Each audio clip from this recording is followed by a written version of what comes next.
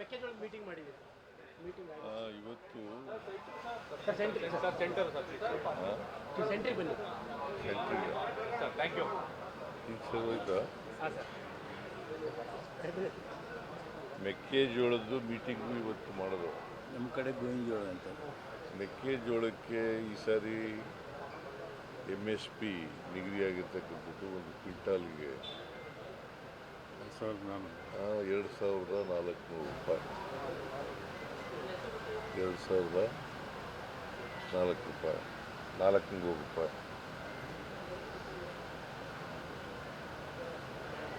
ಆದರೆ ಇಲ್ಲಿವರೆಗೆ ಖರೀದಿ ಕೇಂದ್ರಗಳನ್ನು ಸ್ಥಾಪನೆ ಮಾಡಿಲ್ಲ. 55 ಲಕ್ಷ ಟನ್. ರೈತರು ಖರೀದಿ ಕೇಂದ್ರಗಳನ್ನು ಓಪನ್ ಮಾಡಿ ಮೆಕ್ಕೆಜೋಳ ಖರೀದಿ ಮಾಡಬೇಕು ಅಂತೇಳಿ ಒತ್ತಾಯ ಮಾಡ್ತಾ ಇದ್ದಾರೆ.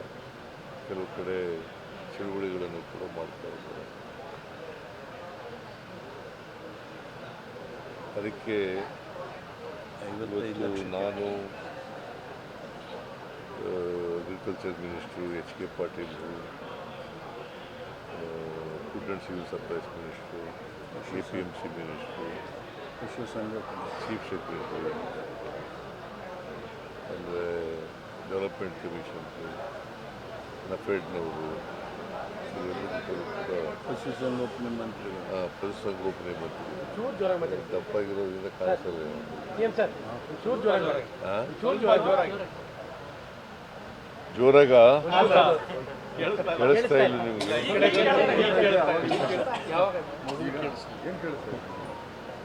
ನಾವೆಲ್ಲ ಮೀಟಿಂಗ್ ಮಾಡಿದ್ದೀವಿ ಇವತ್ತು. ಏನಾಗಿದೆ ಅಂತಂದರೆ ಮಾರುಕಟ್ಟೆಯಲ್ಲಿ ರೇಟ್ ಬಿದ್ದೋಗ್ಬಿಟ್ಟಿದೆ. ಉತ್ಪಾದನೆ ಜಾಸ್ತಿ ಆಗಿದೆ. ಆಮೇಲೆ ಮೆಕ್ಕೆಜೋಳ ಈ ಸಾರಿ ರೈತರು ಜಾಸ್ತಿ ಬೆಳೆದಿದ್ದಾರೆ. ಸುಮಾರು 55 lakh ton metric ton 55 lakh metric ton ಉತ್ಪಾದನೆ ಆಗ್ಬೋದು ಅಂತೇಳಿ ಅಂದಾಜಿದೆ.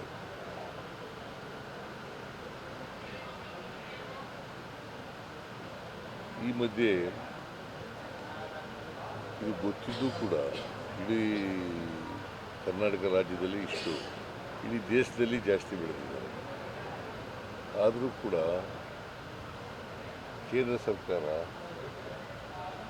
70 ಲಕ್ಷ ಮೆಟ್ರಿಕ್ ಟನ್ ಮೆಕ್ಕೆಜೋಳವನ್ನು ಆಮದು ಮಾಡ್ಕೊತಾ ಇದೆ. ನಮ್ಮಲ್ಲೇ ಕೇಂದ್ರ ಸರ್ಕಾರದಲ್ಲಿ, ಆಮೇಲೆ ಭಾರತ ದೇಶದಲ್ಲಿ ಮತ್ತು ರಾಜ್ಯದಲ್ಲಿ ಯಥೇಚ್ಛವಾಗಿ ಬೆಳೆದಿದ್ದಾರೆ. ಅವರು 70 ಲಕ್ಷ ಮೆಟ್ರಿಕ್ ಟನ್ನನ್ನು ಮೆಕ್ಕೆಜೋಳವನ್ನು ಆಮದು ಮಾಡ್ಕೋಬೇಕಾದಂಥ ಅಗತ್ಯ ಇರಲಿಲ್ಲ. ಯಾಕಂದರೆ ಭಾರತ ದೇಶದಲ್ಲಿ ಸಿಗ್ತಾ ಇತ್ತು. ಕರ್ನಾಟಕದಲ್ಲಿ ಕೂಡ ನಾವು 55 ಲಕ್ಷ ಮೆಟ್ರಿಕ್ ಟನ್ ಬೆಳೆದಿದ್ದೀವಿ. ಸೊ ಅಲ್ಲಿ ಮಾಡ್ಬೋದಾಗಿತ್ತು. ಸೊ ಅದು ಮಾಡಲಿಲ್ಲ. ಅದರಿಂದ ಪರಿಣಾಮ ಏನಾಗಿದೆ ಅಂತಂದರೆ ರೈತರು ಇವತ್ತು ಮೆಕ್ಕೆಜೋಳ ತಗೋತಾ ಇಲ್ಲ ಅಂತೇಳಿ ಮಾಡ್ತಾ ಇದ್ದಾರೆ, ಧರಣ ಮಾಡ್ತಾ ಇದ್ದಾರೆ, ಪ್ರತಿಭಟನೆ ಮಾಡ್ತಾರೆ. ಕೆಲವು ಕಡೆ ಮಾತ್ರ ಮಾಡ್ತಾ ಇದ್ದಾರೆ. ಆಮೇಲೆ ಕೇಂದ್ರದ ನೋಡಲ್ ಏಜೆನ್ಸಿಗಳಾದಂಥ ನಫೆಡು, NCCF,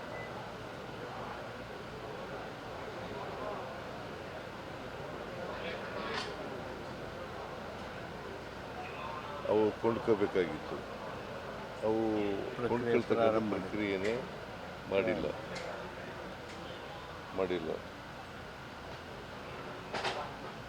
ಆಮೇಲೆ ಡಿಸ್ಟಿಲರಿಗಳಿದ್ದಾವಲ್ಲ ನಮ್ಮ ರಾಜ್ಯದಲ್ಲಿ, ಅವು ಮಾರುಕಟ್ಟೆಯಲ್ಲಿ ಕಡಿಮೆ ಬೆಲೆ ಸಿಗ್ತದೆ ಅಂತ ಈಗಾಗಲೇ ಕೊಂಡ್ಕೊಂಡ್ಬಿಟ್ಟಿದ್ದಾವೆ. ಇದು ನಮ್ಮ ನಿಯಮಗಳನ್ನು ಉಲ್ಲಂಘನೆ ಮಾಡಿರ್ತಕ್ಕಂಥದ್ದು.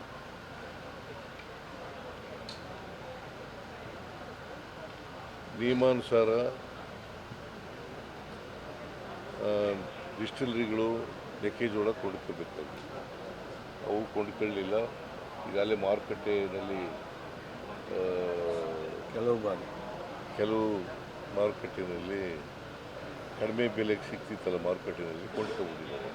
ಅದರಿಂದ ನಾನು ಡಿಸ್ಟಿಲರಿಗಳಿಗೂ ಕೂಡ ಮಾತಾಡುವಂತ ಹೇಳಿದ್ದೀನಿ ಅಧಿಕಾರಿಗಳಿಗೆ. ಮತ್ತೆ ಕೊಂಡ್ಕೊಳ್ತಕ್ಕಂಥ ಮಾರುಕಟ್ಟೆಗೆ ಎಂಟ್ರ್ ಆಗ್ತಕ್ಕಂಥ ಕೆಲಸವನ್ನು ಮಾಡಬೇಕು.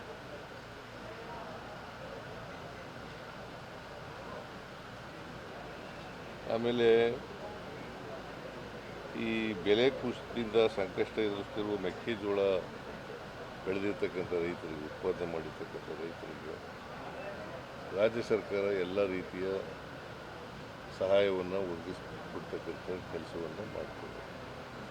ಕೂಡಲೇ ನಾನು 10 ಲಕ್ಷ ಖರೀದಿ ಕೇಂದ್ರಗಳನ್ನು ತೆಗಿಬೇಕು, ಮಾರ್ಕೆಟಿಂಗ್ ಫೆಡರೇಷನ್ ಕೊಂಡ್ಕೋಬೇಕು ಅಂತೇಳಿ ಅವರಿಗೆ ಸೂಚಿಸಿದ್ದೀನಿ. 10 ಲಕ್ಷ ಟನ್ 10 ಲಕ್ಷ ಟನ್ ಸುಮಾರು 10 lakh metric ton 10 lakh metric ton ಕೊಂಡ್ಕೋಬೇಕು ಮಾಡಿದ್ದೀನಿ. ಖರೀದಿ ಕೇಂದ್ರಗಳನ್ನು ಸ್ಥಾಪನೆ ಮಾಡಬೇಕು. ಖರೀದಿ ಕೇಂದ್ರಗಳನ್ನು ಸ್ಥಾಪನೆ ಮಾಡಿ ಅದಕ್ಕೆ ಖರೀದಿ ಕೇಂದ್ರ ಸ್ಥಾಪನೆ ಮಾಡಬೇಕು ಅದು ಹೇಳಿದ್ನಲ್ಲ, ಖರೀದಿ ಕೇಂದ್ರ ಸ್ಥಾಪನೆ ಮಾಡಬೇಕು ಅಂತ ಹೇಳಿದ್ದೀನಿ. ಆಮೇಲೆ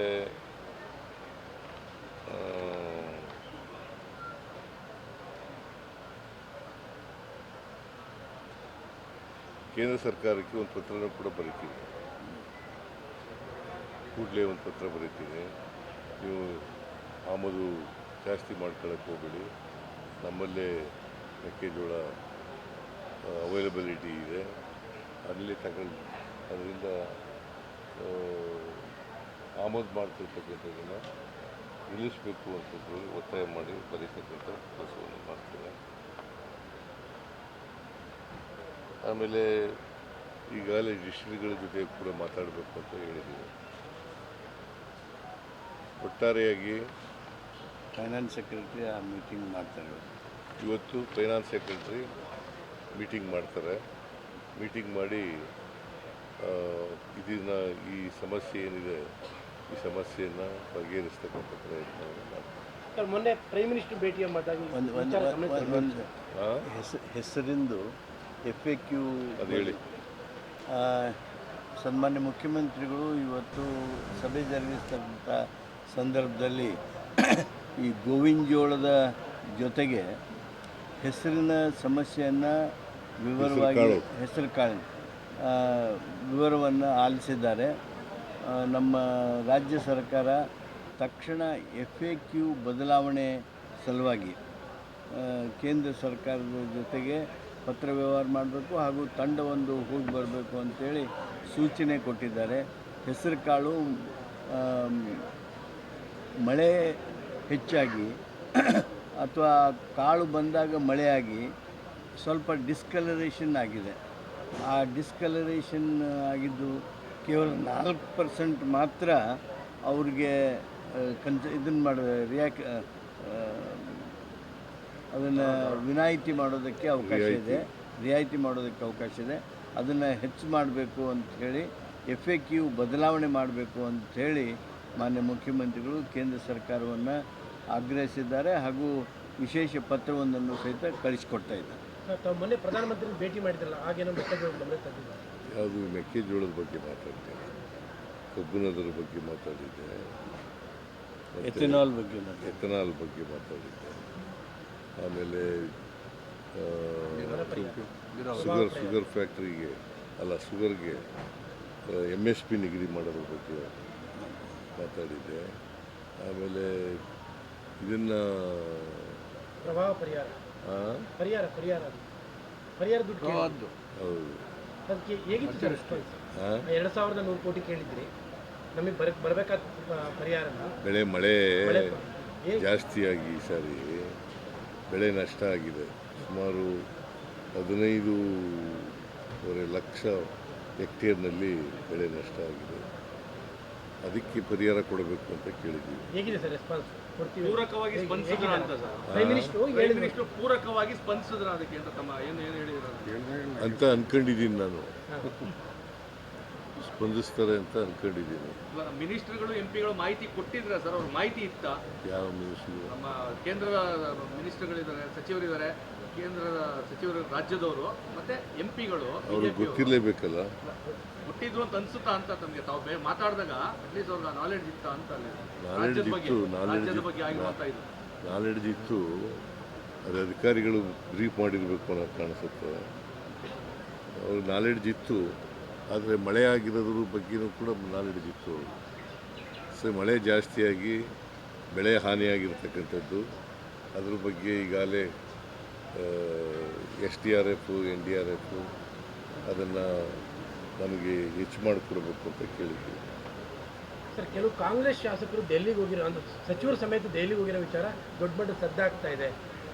ಹೈಕಮಾಂಡ್ನ ಭೇಟಿ ಮಾಡೋಕ್ಕೆ ಹೋಗಿದ್ದಾರೆ ಚೆಲುವರಾಯಸ್ವಾಮಿ ಆದಿಯಾಗಿ. ಖರ್ಗೆ ಅವ್ರ ಮನೆಗೆ ಹೋಗಿ ಹೈಕಮಾಂಡ್ನ ಭೇಟಿ. ಚೆಲುವರಾಯಸ್ವಾಮಿ ಹೋಗಿದ್ದಾರೆ ಎಲ್ಲೋ ಗೊತ್ತಿಲ್ಲ ನನಗೆ, ಬಟ್ ಇವರೇ ಹೇಳಿದಾರಲ್ಲ, DK ಹೇಳಿದಾರಲ್ಲ,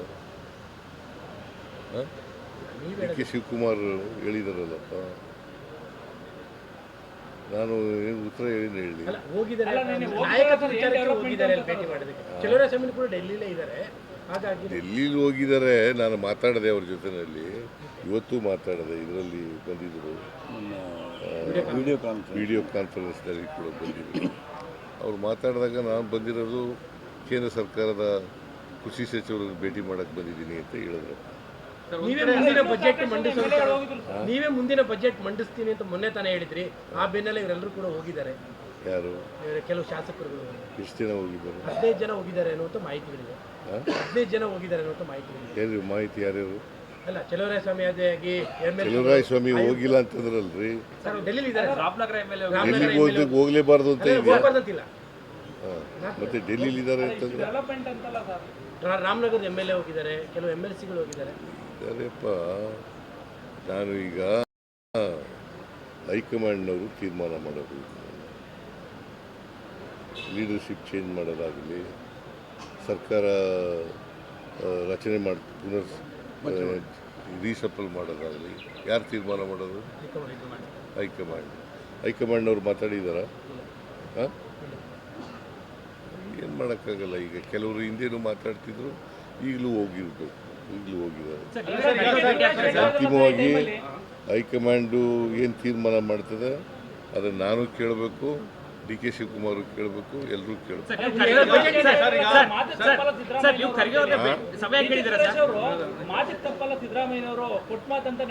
ಹೌದು, ಈಗಲೂ ಮಾತು ತಪ್ಪಲ್ಲ. ನಾನು ಎಲ್ಲ ಗ್ಯಾರಂಟಿ ಯೋಜನೆಗಳನ್ನೆಲ್ಲ ಜಾರಿ ಮಾಡಿದ್ದೀವಿ.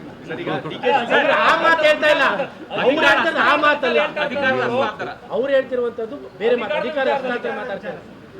ಅದು ಹೈಕಮಾಂಡ್ನವ್ರು ಏನು ತೀರ್ಮಾನ ಮಾಡ್ತಾರೋ ಅದು ಮಾಡಬೇಕು. ಇನ್ನು 2 ಬಜೆಟ್ ಮಾಡ್ತೀರಾ ಸರ್? ಹೌದು, ಇನ್ನು 2 ಬಜೆಟ್ ಇದೆ. ಯಾವುದು? ನೀನು ಯಾಕೆ ಅದನ್ನು ಕೇಳ್ತಾ ಇದ್ದೀಯ? ಬಜೆಟ್ ಮಾಡ್ತೀನಿ. ಹೌದು, ನಾನೇ ಮುಂದುವರಿತೀನಿ, ಬಜೆಟ್ನು ನಾನೇ ಮಂಡಿಸ್ತೀನಿ. ಯಾರು? ಖರ್ಗೆ ಅವರೇ ಬೆಂಗಳೂರು ಬರ್ತಾ ಇದ್ದಾರೆ. ಇವತ್ತು ಬೆಂಗಳೂರು ಬರ್ತಾ ಇದ್ದಾರೆ. ಬಂದಾಗ ನಾಳೆ ಭೇಟಿ ಮಾಡ್ತಾರೆ. ಏನು ಇಷ್ಟೊತ್ತು ಗಂಟೆ ಹೇಳಿದ್ದೇನೆಯ ನಾಳೆ ಭೇಟಿ ಮಾಡ್ತೀನಿ ಅಂತ ಅದ್ರ ಗೊತ್ತಾಗಲ್ಲ ನಿಮಗೆ. ಸರ್ DK ಶಿವಕುಮಾರ್ ಅವರು ಸ್ಪಷ್ಟಪಡಿಸಿದರೆ ಮಾತನಾಡಿದರೆ, ಆದರೆ ಕೆಲ ಕಾಂಗ್ರೆಸ್ ಶಾಸಕರು ಪ್ರಮುಖವಾಗಿ ರಾಮನಗರದವರು ಬಹಿರಂಗವಾಗಿ ಮಾತನಾಡೋಕೆ ಮತ್ತೆ ಶುರು ಮಾಡಿದ್ದಾರೆ. ಸೊ ಶಾಸಕರುಗಳು ಮಾತಾಡಬೇಡಿ ಅಂತ ಹೇಳಿ ಒಂದು ಕರೆ ಕೊಟ್ಟಿತ್ತು, ಆದರೂ ಮಾತನಾಡ್ತಾ ಇದ್ದಾರೆ ಅಂತ ಹೈಕಮಾಂಡ್ನವರು ಹೇಳಿದಾರಾ? ಅವ್ರು ಏನು ಹೇಳ್ತಾರೆ ಅದರ ಪ್ರಕಾರ ನಡ್ಕೊಳ್ಳೋದು. ಶಾಸಕರುಗಳು ಒಂದೊಂದು ಮಾತು ಹೇಳಿದ್ರೆ ಕಾರ್ಯಕರ್ತರಲ್ಲಿ ಗೊಂದಲ ಆಗ್ತದೆ ಅನ್ನೋದು ವಿಚಾರ ಸರ್. ಅದಕ್ಕೆ ಹೈಕಮಾಂಡ್ ಏನು ತೀರ್ಮಾನ ಮಾಡ್ತದೆ ಅದು ಎಲ್ಲರೂ ಕೂಡ ಭದ್ರ ಆಗಬೇಕು. ಶಾಸಕರು ಭದ್ರ ಆಗಬೇಕು, ಮಂತ್ರಿಗಳು ಭದ್ರ ಆಗಬೇಕು, ನಾನು ಭದ್ರ ಆಗಬೇಕು, ಡೆಪ್ಟಿ ಚೀಫ್ ಚೀಫ್ ಮಿನಿಸ್ಟರ್ ಶಾಸಕರಿಗೆ ಹೇಳ್ಬಿಡಿ ಕಠಿಣವಾಗಿ ಮಾತಾಡೋದು ಬೇಡ, ಯಾಕೆ ಹೈಕಮಾಂಡ್ ಮಾತಾಡ್ಲಿ ಅಂತ. ಯಾರಿಗೆ ನೀವು ಸಲಹೆ ಕೊಡ್ಬೋದಾ ಅಂತ ನಿಮ್ಮ ಶಾಸಕರಿಗೆ? ಯಾಕಂದ್ರೆ ಅಲ್ಲಿಂದ ಹೈಕಮಾಂಡ್ ಏನ್ ಹೇಳ್ತದೆ ಅದೇ. ಹೈಕಮಾಂಡ್ ಯಾವಾಗ ಹೇಳುತ್ತೆ ಸರ್? ಸರ್ ಹೈಕಮಾಂಡ್ ಯಾವಾಗ ಹೇಳ್ಬೋದು? ಹೇಳ್ದಾಗ ಹೇಳ್ತೀವಿ. ಅದೇ ಯಾವಾಗ ಹೇಳ್ಬೋದು ಅಂತ ಸರ್? ಹೈಕಮಾಂಡ್ ಯಾವಾಗ ಹೇಳ್ಬೋದು? ಕೇಳು. ಹೈಕಮಾಂಡ್